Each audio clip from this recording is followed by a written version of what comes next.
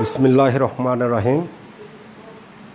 স্নেহের ছাত্রছাত্রীরা, আশা করি সকলে বাড়িতে ভালো এবং সুস্থ অবস্থায় নিরাপদে অবস্থান করছো। অনলাইন ক্লাসে তোমাদের আবারও স্বাগত। আমি মোহাম্মদ মাহবুবুর রহমান, প্রভাষক রসায়ন, ভোলাহাট মহবুল্লাহ মহাবিদ্যালয়, ভোলাহাট চাঁপাইনবাবগঞ্জ।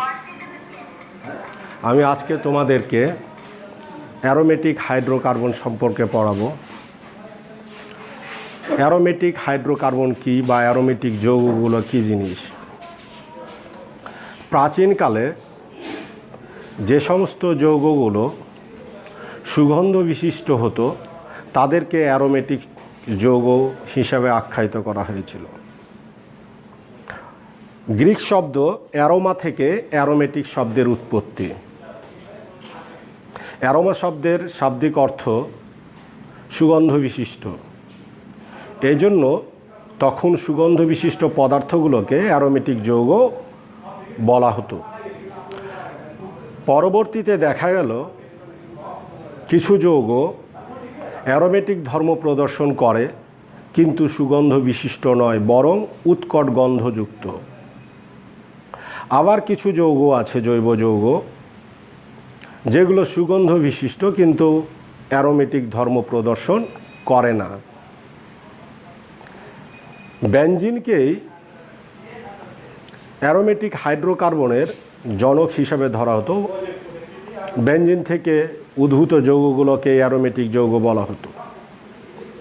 পরবর্তীতে বেনজিন ছাড়াও ন্যাপথলিন, অ্যানথ্রাসিন, ফিনান্থ্রিন, কিছু পলিসাইক্লিক যৌগ, কিছু হেটারোসাইক্লিক যৌগ, পিরিডিন, ফিউরান, থায়োফিন, পাইরোল, এই যৌগগুলো অ্যারোমেটিক ধর্ম প্রদর্শন করে। কাজেই অ্যারোমেটিক যৌগের বেনজিন চক্র থাকতেই হবে বা বেনজিনের উপস্থিত থাকতেই হবে, এটা অপরিহার্য নয়। তাহলে অ্যারোমেটিক যৌগের সংজ্ঞাটা দাঁড়াচ্ছে কি? যে সকল জৈব যৌগ বলয় আকার, সমতলীয়, চাক্রিক, একান্তর দ্বিবন্ধন বিদ্যমান এবং যাদের অণুতে হাকেল সংখ্যক অর্থাৎ 4n+2 সংখ্যক পাই ইলেকট্রন বিদ্যমান থাকে তাদেরকে এই অ্যারোমেটিক যৌগ বলা হয়। আমি আবার বলছি, যে সকল জৈব যৌগ সমতল, চক্রাকার, যাদের অণুতে একান্তর দ্বিবন্ধন বিদ্যমান এবং 4n+2 সংখ্যক পাই ইলেকট্রন থাকে তারা সকলেই অ্যারোমেটিক জৈব যৌগ। যেমন আমি যদি বেনজিনকে অ্যারোমেটিক জৈব যৌগ বলতে চাই, দিয়ে প্রুভ করতে চাই, তাহলে কিভাবে করব? বেনজিনের আণবিক সংকেত C6H6, যার স্ট্রাকচার এরকম। এই হলো বেনজিন। এই তিনটা পাই বন্ধন, একটা পাই বন্ধনে দুটো করে ইলেকট্রন থাকে, তিনটা পাই বন্ধনে 6টা ইলেকট্রন, যেটা কিনা হাকেলের সূত্রকে সমর্থন করছে, অর্থাৎ 4n+2 সংখ্যক পাই ইলেকট্রনকে সমর্থন করছে। কিভাবে? n এর মান আমরা যদি 1 বসাই তাহলে মান পাবো আমরা 6, অর্থাৎ 6টা পাই ইলেকট্রন। বেনজিনে যেহেতু 6টা পাই ইলেকট্রন আছে, সুতরাং বেনজিন অ্যারোমেটিক জৈব যৌগ। এইভাবে ন্যাপথলিন, অ্যানথ্রাসিন, তিনটা বেনজিন চক্র পাশাপাশি যুক্ত হলে অ্যানথ্রাসিন হয়। এই অ্যানথ্রাসিন পাশাপাশি তিনটা বেনজিন চক্র যোগ হলে অ্যানথ্রাসিন হয়। এই অ্যানথ্রাসিন। এখন এখানে টোটাল পাই বন্ধনের সংখ্যা হচ্ছে 3, 2, 5, 6, 7। n এর মান আমরা যদি 3 বসাই হাকেল সূত্রতে, 4n+ 2 এর এখানে যদি 3 বসাই তাহলে পাবো এই 14 পাই ইলেকট্রন, তার মানে এটাও অ্যারোমেটিক। এবার আসি বেঞ্জিনের স্ট্রাকচারের গঠনটা কিভাবে আসলো, পাই বন্ধনগুলা কীভাবে আসলো, অর্থাৎ অরবিটাল চিত্র। তার আগে আমরা একটা ছোট্ট করে বলে দিই সংকরণ কী জিনিস। আমরা ফার্স্ট পেপারে সংকরণ পড়েছি বা হাইব্রিডাইজেশন পড়েছি। যোজ্যতা স্তরের বিভিন্ন অরবিটালের সম আণবিক পরিমাণ মিশ্রণের ফলে সমশক্তি সম্পূর্ণ সমধর্ম বিশিষ্ট নতুন যে অরবিটাল তৈরি হয় তাদেরকেই সংকর অরবিটাল বলে। যোজ্যতা স্তরের বিভিন্ন অরবিটাল সংমিশ্রণের ফলে সমশক্তি সম্পূর্ণ সমধর্ম বিশিষ্ট যে অরবিটাল সৃষ্টি হয় তাকেই সংকর অরবিটাল বা হাইব্রিড অরবিটাল বলে, এবং ধর্মটাকে বলা হয় হাইব্রিডাইজেশন অর সংকরীকরণ অথবা সংকরণ। এই সংকরণ বিভিন্ন ধরনের হয়, sp3 সংকরণ, sp2 সংকরণ, sp সংকরণ ইত্যাদি হয়। তার মধ্যে আমরা বেঞ্জিনের সংকরণ ব্যাখ্যা করব, কীভাবে পাই বন্ধন এবং সিগমা বন্ধন এখানে আসলো।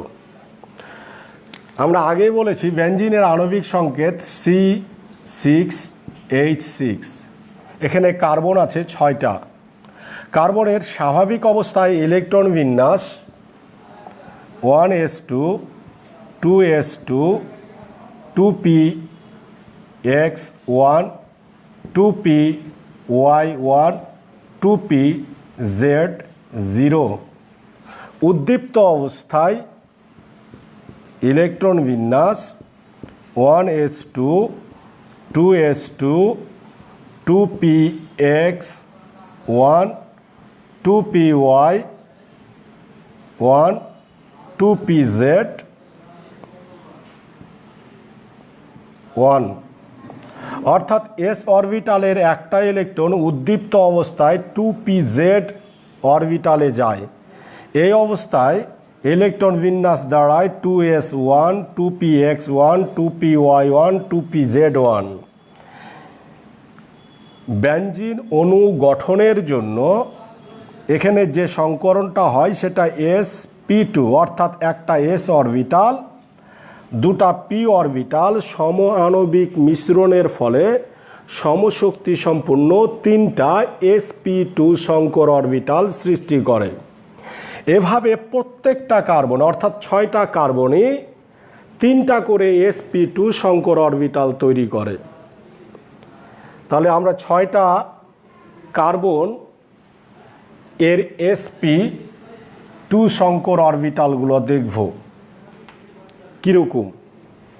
এই একটা কার্বন, এই একটা কার্বন, এই একটা কার্বন, এই একটা কার্বন, এই একটা কার্বন, এই একটা কার্বন, 6টা কার্বন লিখলাম।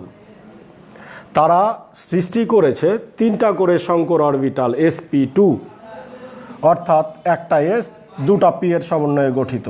তাহলে এটার এটার এটার অর্থাৎ এদের মধ্যবর্তী কোণের পরিমাণ 120 ডিগ্রি। এভাবে এই কার্বনের এই সংকর অরবিটাল, এই সংকর অরবিটাল, এই সংকর অরবিটাল, আবার এই কার্বনের এই সংকর অরবিটাল, এই সংকর অরবিটাল, এই সংকর অরবিটাল, এই কার্বনের এই সংকর অরবিটাল, এই সংকর অরবিটাল, এই সংকর অরবিটাল, প্রত্যেকটাই sp2 সংকর অরবিটাল। এই কার্বনের এইটা এইটা এইটা সংকর অরবিটাল, এই কার্বনের এটা এইটা এইটা সংকর অরবিটাল। অর্থাৎ প্রত্যেকটা কার্বন এর 2টা করে সংকর অর্থাৎ sp2 অরবিটাল মুখোমুখি অক্ষ বরাবর অধিক্রমণের ফলে কার্বন কার্বন সিগমা বন্ধন সৃষ্টি করেছে। অর্থাৎ এই কার্বন এই কার্বনের সাথে এই কার্বনের সাথে এই কার্বনের সাথে এই কার্বনের সাথে এই কার্বনের সাথে এই কার্বনের সাথে সিগমা বন্ধন তৈরি করেছে। প্রত্যেকটা কার্বনেই একটা করে sp2 সংকর অরবিটাল উপস্থিত আছে, প্রত্যেকটা কার্বনেই উপস্থিত আছে। এই প্রত্যেকটা কার্বনের একটি করে sp2 সংকর অরবিটাল হাইড্রোজেনের 1s অরবিটালের সাথে মুখোমুখি অক্ষ বরাবর অধিক্রমণ করে তৈরি করে কার্বন হাইড্রোজেন সিগমা বন্ধন। এইগুলো কার্বন হাইড্রোজেন সিগমা বন্ধন, এগুলো কার্বন হাইড্রোজেন, এগুলো কার্বন কার্বন সিগমা বন্ড, এই কার্বন কার্বন সিগমা বন্ধন। এভাবে বেঞ্জিনের প্রাথমিক অণু সৃষ্টি হয়। আমরা উদ্দীপ্ত অবস্থায় কার্বনের ইলেকট্রন বিন্যাসে একটা অরবিটালে একটা অরবিটাল অর্থাৎ 2pz অরবিটাল বিশুদ্ধ অবস্থায় ছিল, অতএব একটা ইলেকট্রন ছিল। ওই বিশুদ্ধ pz অরবিটালটা প্রত্যেকটা কার্বনের উপর লম্বভাবে অবস্থান করে এবং সমান্তরালে থাকে। তারা পাশাপাশি অধিক্রমণ করে বেঞ্জিন অণু সৃষ্টি করে। কিভাবে দেখো, আমরা যদি বেঞ্জিনটাকে এইভাবে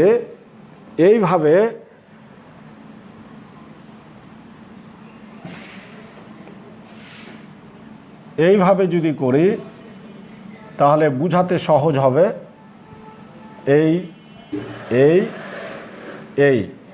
এই হলো বেঞ্জিনের 6টা কার্বন। এই কার্বন কার্বন সিগমা বন্ধন, কার্বন কার্বন সিগমা বন্ধন, কার্বন কার্বন সিগমা বন্ধন। এই হাইড্রোজেন সিগমা বন্ধন, হাইড্রোজেন সিগমা বন্ধন, হাইড্রোজেন সিগমা বন্ধন, হাইড্রোজেন সিগমা বন্ধন, হাইড্রোজেনের সাথে কার্বনের এই সিগমা বন্ধন। আর বললাম যেটা বিশুদ্ধ pz অরবিটালটা ছিল সেটা তলের উপর লম্বভাবে অবস্থান করে। এই p অরবিটাল তলের উপর লম্বভাবে অবস্থান করছে সমান্তরালে। এই p অরবিটাল প্রত্যেকটাতে একটা করে ইলেকট্রন আছে। এই pz অরবিটাল একটা করে ইলেকট্রন আছে। এরা পাশাপাশি, এই যে পাশাপাশি, এই পাশাপাশি, এই পাশাপাশি, অথবা তুমি এটা পাশাপাশি দিতে পারো, তারপর এটা পাশাপাশি, এটা পাশাপাশি, এভাবে অধিক্রমণ করে উৎপন্ন করে কার্বন কার্বন পাই বন্ধন। এই কার্বন কার্বন পাই বন্ধন সৃষ্টি করছে। এটা পাশাপাশি অধিক্রমণ করে কার্বন কার্বন পাই বন্ধন। এভাবে সংকরণের মাধ্যমে, হাইব্রিডাইজেশনের মাধ্যমে কার্বন কার্বন সিগমা বন্ধন পাই বন্ধন গঠিত হয়ে, কার্বন হাইড্রোজেন সিগমা বন্ধন গঠিত হয়ে একটা বেঞ্জিন অণুর সৃষ্টি হয়।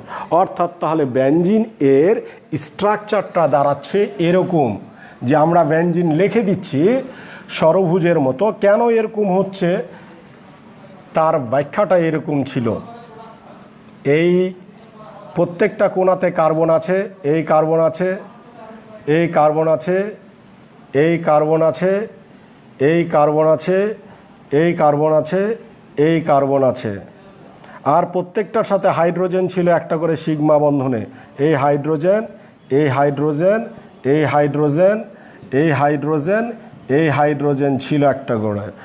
আর এই পাই বন্ধন গঠন করেছে, এই পাই বন্ধন গঠন করেছে, এই পাই বন্ধন গঠন করেছে। এটা হলো বেঞ্জিনের স্ট্রাকচার।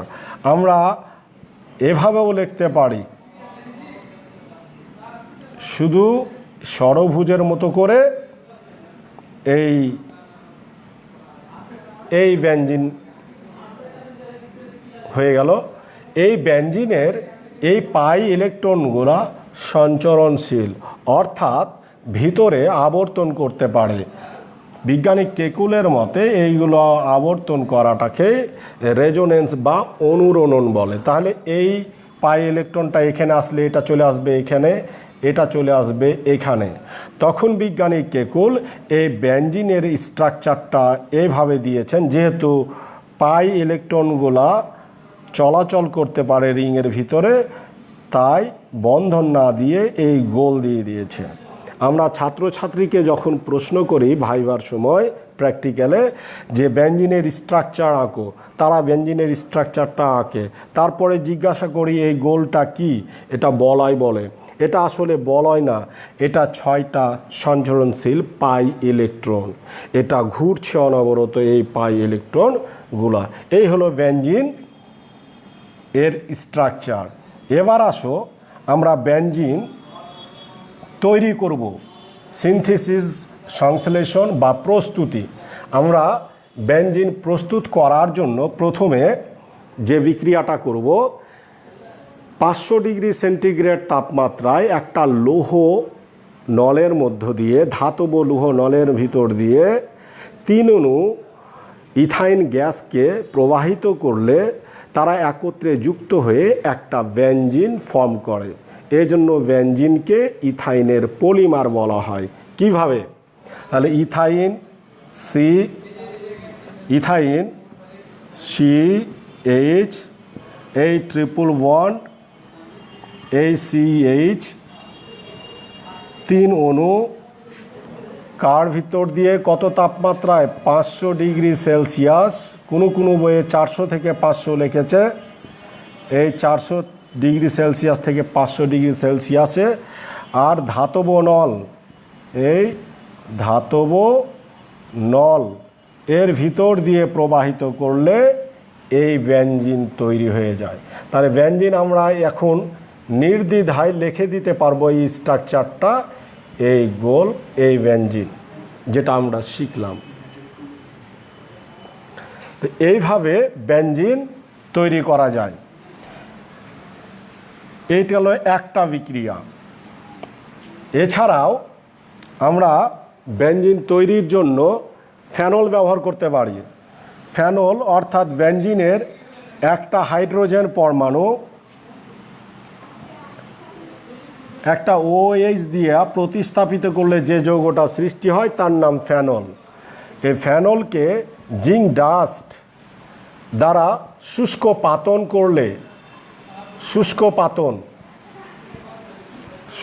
পাতন করলে তৈরি হবে বেঞ্জিন। এই বেঞ্জিন তৈরি হবে এবং তৈরি হবে জিঙ্ক অক্সাইড। এটা আর একটা বিক্রিয়া।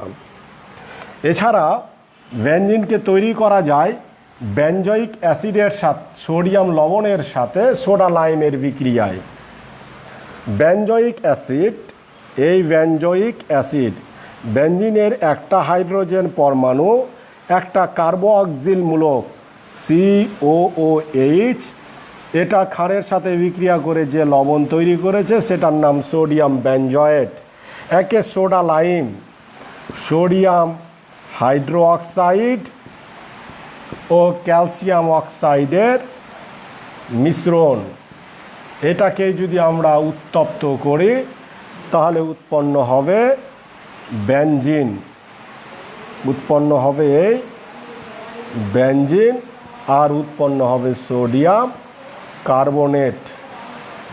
এক্ষেত্রে ক্যালসিয়াম অক্সাইড বিক্রিয়ায় অংশগ্রহণ করে না। এটা নিয়ে তৈরি হয় সোডিয়াম কার্বনেট, আর এই এইচটা এখানে এসে তৈরি হয় বেঞ্জিন। এইভাবে আমরা বেঞ্জিন সংশ্লেষণ করতে পারি। বেঞ্জিন সংশ্লেষণের পর বেঞ্জিনের যে দ্বিবন্ধনগুলো আমরা দেখিয়েছি স্ট্রাকচারে, পাই বন্ধন, এই কার্বন কার্বন দ্বিবন্ধনের দূরত্ব, এই কার্বন কার্বন দ্বিবন্ধনের দূরত্ব অন্যান্য অসম্পৃক্ত হাইড্রোকার্বনের মতো নয়। 1.39 অ্যাংস্ট্রম। নর্মালি কার্বন কার্বন দ্বিবন্ধনের দূরত্ব হচ্ছে 1.34 অ্যাংস্ট্রম। কার্বন কার্বনে একক বন্ধনের দূরত্ব হচ্ছে